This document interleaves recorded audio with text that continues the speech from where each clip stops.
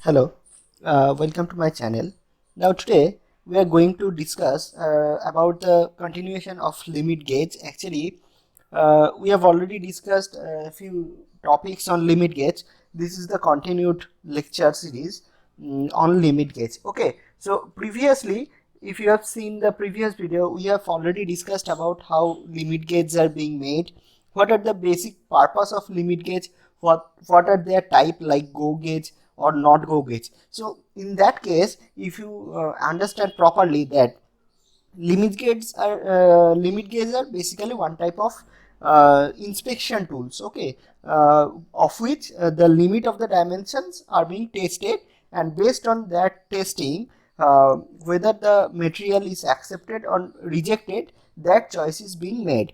Now, in case of limit gauge, basically limit gauge are divided into two identical parts. That means one is go gauge and another is not go gauge. So, what is go gauge? Go gauge is nothing but go gauge is one type of gauge which always pass through over a part, and not go gauge, it doesn't pass over a part. So basically both gauge, go gauge and no go gauge, both are used to satisfy or to check or to inspect that whether any product is okay or not as per the design. Okay, now this go gauge and not go gauge, they can be in different types like plug gauge, ring gauge and snap gauge. Okay, so in case of plug gauge, these are also one type of limit gauge, with the basic purpose of these plug gauge is to gauge the inside diameters of the hole.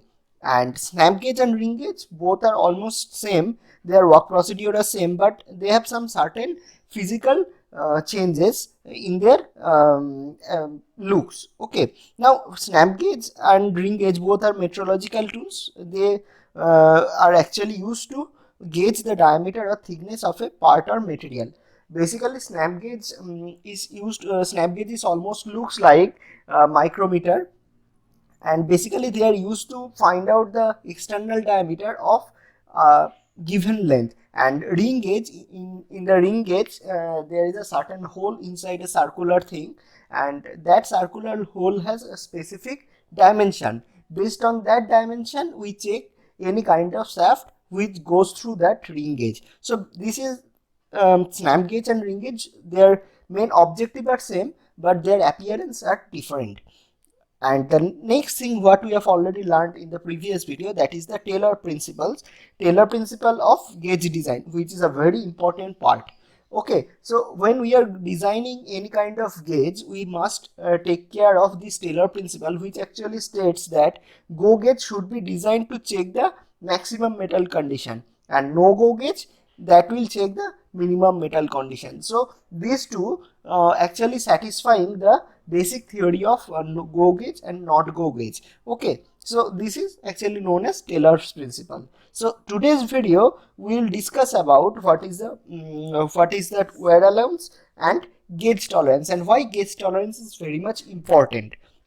So in case of gauge tolerance, if I say gauges like any other job requires a manufacturing tolerance, and the theoretical gauge size as determined from the maximum and minimum metal limits of the component need some modification to allow for reasonable imperfection in the workmanship of the gauge maker. That means when a gauge is being manufactured, they have some certain of imperfection, because you know that during manufacturing, no product which comes out from the manufacturing process, that cannot be 100% perfect. Okay, but nowadays it can be perfect through various numerical control machine. But in case of batch production with the older technologies, it is not we cannot actually target 100% efficient and perfect product from any manufacturing process. So we must allow some imperfection, but you must to take care of that, decision, that modification or that imperfection must be within a certain limit. That's why the tolerance on gauge is allowed to cater for the workmanship of a gauge maker, that is actually known as the gauge maker's tolerance. Okay, so basic principles of gauging, that is actually indicates the measuring can be defined as the determination of a dimension. So basically what we are going to measure, that is the actual dimension, but when we are going to measure, if there is some certain imperfection or certain change, we must check whether that imperfection or that change is within the limit or not. Then gauging is defined as the acceptability of a given dimension, whether it is lies in between specified or allowable limits, what I have already said.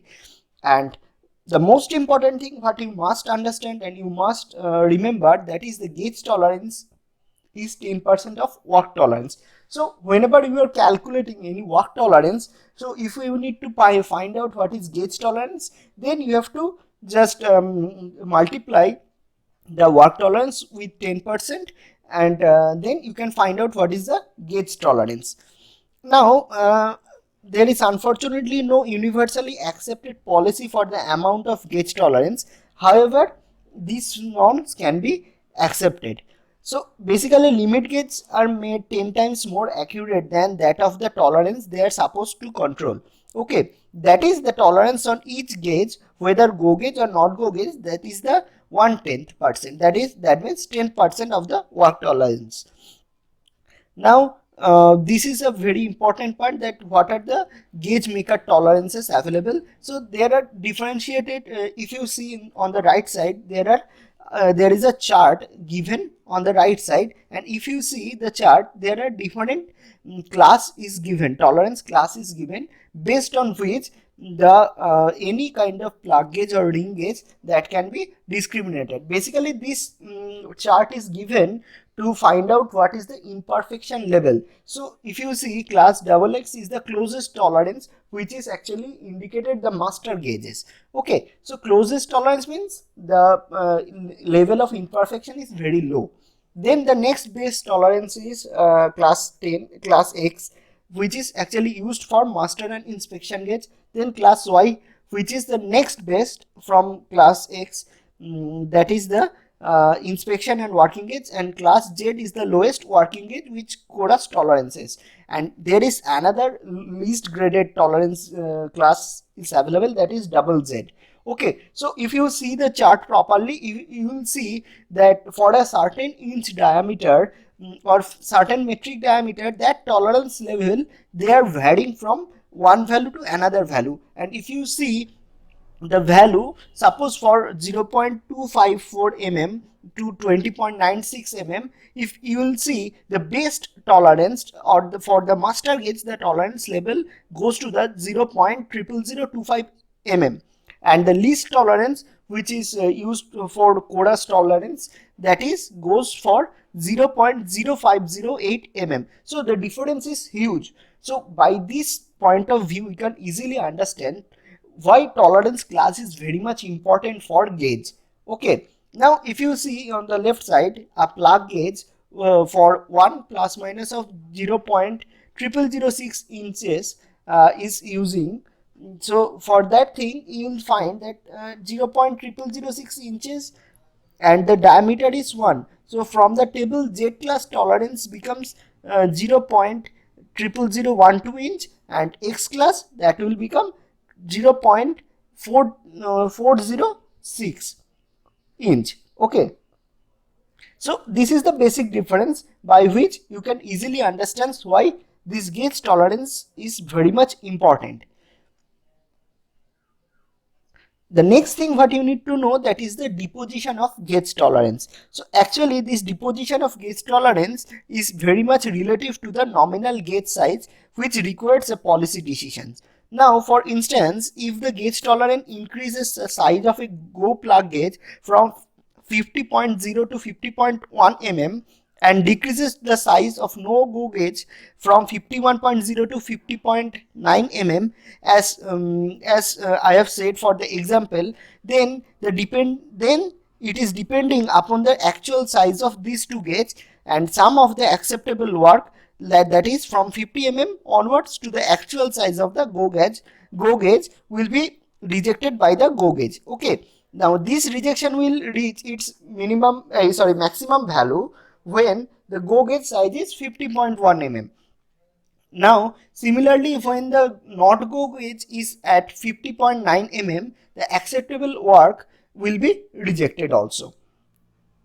So, if you see in this figure, what I have said over here, that I am considering a 50 diameter, you will find the all of these things whatever I have explained. Now, the percentage of rejects depends on the machine setting. If the machine have been said midway between the two limit, that means 50.5 mm, that percentage will be comparatively the percentage of rejection will be comparatively less. Okay, if the machine has been set at 50, many of the pieces will be between 50 to 50.1, and the percentage of rejection touches a higher figure than that of the previous one. Okay, however, it is very obvious that deposition of the gauge tolerance in the above manner, what I have shown on this figure, is very much is very much acceptable for a certain percentage, and for some reason this will be rejected by this type of gauge. Similarly, if the gauge tolerance increases the size of the not go plug gauge and decreases the size of the go plug gauge, then the gauge will tend to the accepted work, which is just outside the specification. This is you can find in the right hand side figure, which is named at figure 9.75. So if you see that figure, the pieces below 50 mm to the actual size of the go gauge is accepted. Now the percentage of the wrong acceptance will be the maximum when the go gauge having utilized of its tolerance at is 49.9 mm. Okay. Similarly, the not go plug gauge will accept all the pieces from 51 mm to its actual size. Obviously, the maximum acceptance of the wrong piece will be when the not go gauge having utilized its tolerance at 51.1 mm. Okay. Now, similar problem will arise in this case of ring or gap gauge, which is being used for gauging all the shafts. Now, all these problems have led to the use of three varieties of gauges in industry. Okay, you can easily understand this part. Discussion on this aspect process immediately after considering the wear allowance on the gauge, which forms the subject material for the next section, what I will going to discuss later. So, in case of deposition of gauge tolerance, what you have understand that to achieve the gauge tolerance on both no and not go gauge, go and not go gauge, it must be within the tolerance zone of work. It is a very important thing you must remember. So the next section what you need to understand, that is the wear allowance. So mostly the measuring surface of the go gauge with frequently assemble with the work, they must rub constantly against the surface of the work. It is a very common practice. Now this result the wearing of the surface of the gauges, and as a consequence of this they lose their initial dimension. So you can see if this type of work happening each and every time when you are working in some kind of a machine shop. Okay, now this result in wearing of the surface of the gauges, and as a consequence of this they lose their initial dimension. That's why go plug gauge is reduced while that of a ring or gap gauge increases. Hence the wear allowance is added to the go gauge in a direction opposite to the wear. Okay, so you must understand this wear allowance for the go gauge, it is added on the opposite direction of wear. Thus for a go gauge, go plug gauge, actually the wear allowance will be added in wear allowance will be added, and while for a ring gauge of gap go gauge it will be subtracted. So for a go plug gauge the wear allowances will be added, and for a ring of gap go gauge it will be subtracted. Now if you see on the right hand side figure, it will show you the allocation of wear allowance for a go plug gauge and gap go gauge. Okay, now this wear allowance is applied to a nominal go gauge diameter before the gauge tolerance is applied. Now in this manner, in the manner in which the dimension of a go gauge gets affected by a combination of wear allowance and gauge tolerance again depends upon the policy, which is actually adopted for the deposition of the gauge tolerance, what I have already discussed earlier. Now, for example, if you say that if the policy is to increase the size of the go gauge by the way of gauge tolerance for plug go gauge, the effect of wear allowance and the gauge tolerance on this, that is shown, which is actually shown in the figure on the right hand side. The high limit of the gauge is the low limit of the hole plus wear allowance plus gauge tolerance will become your actual value. Okay, it may now, so once again I am repeating this thing, the high limit of the gauge is the low limit of the hole plus wear allowance for the plug gauge tolerance. Okay, you can see that from the figure on the right hand side where the plug gauge is being mentioned. Now the high limit of the gauge, it may now been seen that this gauge will now reject more number of good pieces as compared to the gauge having only one gauge tolerance. Hence, it is once again emphasized that a policy decision with regarding that the deposition of gauge tolerance is one of the most important thing for limit gauge calculation. Okay, there are several empirical rules for the amount of wear allowance. Some companies take it to be the 5% of the work allowance, where many of the companies you will find in India that prefers 20% of the gauge tolerance. So apparently we can consider it as 10% of the gauge tolerance as the widely accepted industrial practice. They also consider 10% nowadays, and will also follow this 10% of wear allowance when we are going to calculate the wear allowance in any kind of numerical problem. Okay, now it is obvious that a wear allowance of 10% of gauge tolerance is equivalent to 1% of the work tolerance. Since you have already know that earlier I have said the gauge tolerance is actually 1/10 of the work tolerance, as it is made 10 times more better than that of the work tolerance given. So it will become the 1 micron. Actually the wear allowance will become the 0.001 mm or 1 micron, and that is the smallest unit to be used in expressing the dimension in any kind of gauge work. So it is very clear that if the work tolerance is less than 0.1 mm, the wear allowance will be less than 0.001 mm.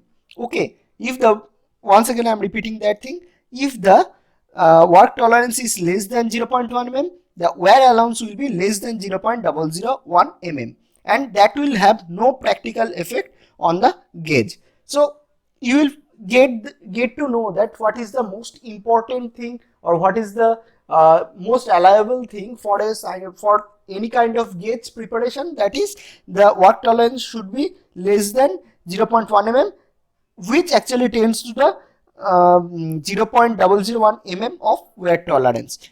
This is well accepted. Hence, no wear allowance is given on gauge for this component whose work tolerance is less than 0.1 mm. Now, the wear allowance is applied to the not go gauge, and they should get a little wear in use. Sometimes a policy decision, the gauge tolerance for the go plug gauge decreases the size of the gauge. Such a go gauge will have a clearance fit, and the rubbing of the gauge surface most of the time will be avoided. Okay, hence in such type of case the wear allowance is dispensed with.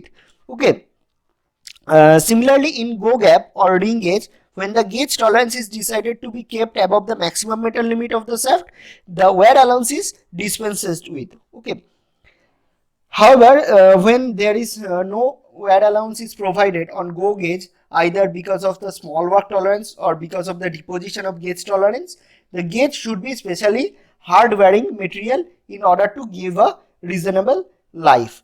Okay, now you must understand that there are three basic type of limit gauge available and for these three type of limit gauge, experience has shown that two basic and to certain extent conflicting principle which governs the use of limit gauge, they are basically no work should be produced by the workshops or accepted by the inspection department which lies outside the prescribed limit of gauge, and no work should be rejected which lies with the prescribed limit of size. So during manufacturing we must take care of each and everything when we are taking care of the gauging. And you must know that during gauging we have to consider this wear allowance, work tolerance and gauge tolerance for any kind of inspection purpose. So when you are using any kind of gauge, you must also take care of the gauge. So basically when you are taking care of the gauge, I can give you some suggestion for their use and care. So number one, you must understand that the master inspection and working gauge should be applied only to the use for which they are intended. That means the master gauge shall be used to check inspection, working gauge and inspection gauge will be used to check the finished product, and only the working gauge should be used to check the product as it is being manufactured. So their work are different. Don't use any kind of high class grade for a low class checking or low class of working procedure. Okay, inspection gauge must be used for inspection purpose, working gauge must be used for working purpose only. Another important thing, that is a plain cylindrical gauge should be cleared and thin film of light oil should be applied during the gauging surface before it is being used. The work should be also in form of cleaned surface. Okay, because cleaning is the most important thing during during inspection, because if there is some kind of foreign material available, since we are considering the wear allowance amount in form of micron, so any foreign material can change the total objective of this procedure, and it may happen for presence of any kind of foreign material on any object may reject or accept any kind of imperfect material. Okay, then another important thing, do not force a snap gauge over work. It is a very important thing, because the forcing will cause the gauge to pass over the sized part, and it may also spring the frame of the gauge. Okay, in fact the force should be avoided in any gauging operation as it tends to harm the gauge, the work or both. Okay, and another important part, the gauge should be cleaned after use and prepared for storage. It is very common thing for any kind of metrological instrument, whatever you are using in laboratory. Okay, if it is being stored for a long period of time, it must be cleaned before using. Okay, now we are coming to the summarized part, that means ending of the lecture. So in case of summary, we can say that gauge tolerance is 10% of work tolerance, and wear allowance, that is also 10% of the gauge tolerance as per industry norm. So if the gauge tolerance is if the work tolerance is 0.1 millimeter, then wear allowance, that will become 1 micron, which is very much acceptable.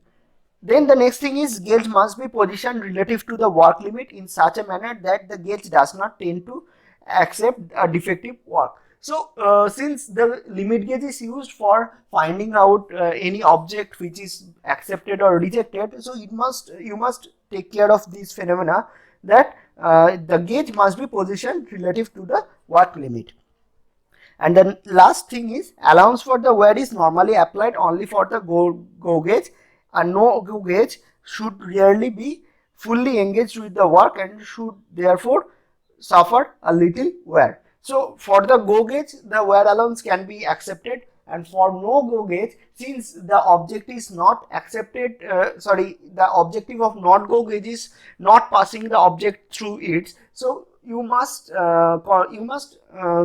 take care of this thing, that there must be some kind of wear available for the no go gauge. Okay, so this is the total thing what I have already discussed, discussed throughout this lecture session, that is the wear allowance, the gauge tolerance, and why gauge tolerance is very much important for the making of any kind of gauge. So whenever you are going to solve a numerical problem where the gauge tolerance and wear allowance uh, is being taken care of as a outcome of the problem, then you must consider that you have to calculate the work tolerance first. Then based on the work tolerance, gauge tolerance you can find out by taking care of the 10% of the work tolerance, and again if you need to find out the wear allowance, you have to take 10% of the